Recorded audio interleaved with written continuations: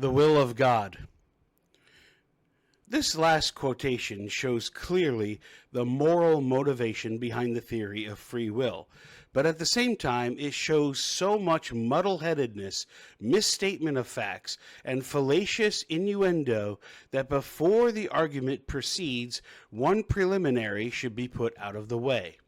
I wish very frankly and pointedly to assert that if a man gets drunk and shoots his family, it was the will of God that he should do so.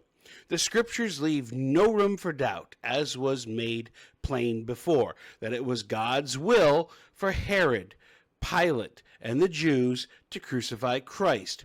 In Ephesians 1, verse 11, Paul tells us that God works all things, not some things only, after the counsel of his own will.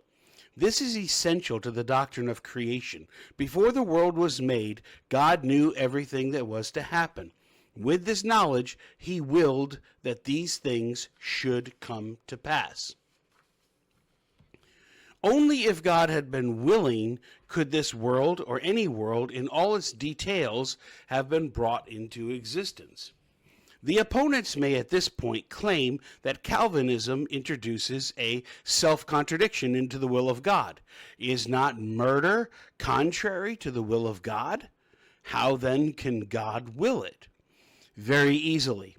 The term will is ambiguous. The Ten Commandments are God's preceptive will. They command men to do this and to refrain from that. They state what ought to be done, but they neither state nor cause what is done.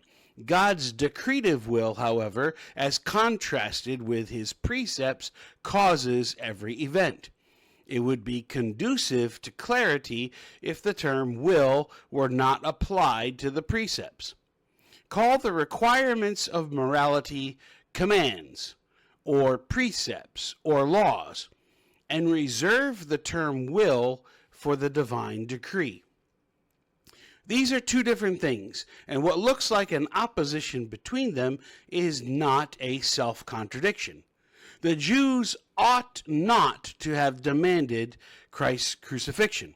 It was contrary to the moral law. But God had decreed Christ's death from the foundation of the world. It may seem strange at first that God would decree an immoral act, but the Bible shows that he did. This point will be discussed more fully later on. But though it may now seem strange, it should be clear at least that a clear definition of terms by which two different things are not confused under one name removes the charge of self-contradiction. When the term will is used loosely, there is also a second distinction that must be made.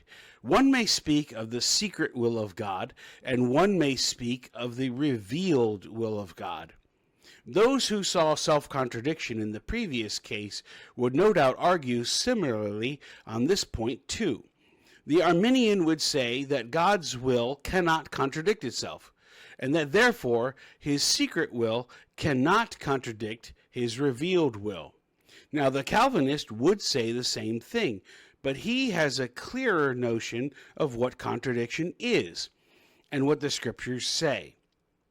It was God's secret will that Abraham should not sacrifice his son Isaac, but it was his revealed will for a time, his command, that he should do so.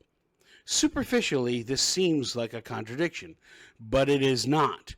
The statement or command, Abraham, sacrifice Isaac, does not contradict the statement at that moment known only to God, I have decreed that Abraham shall not sacrifice his son.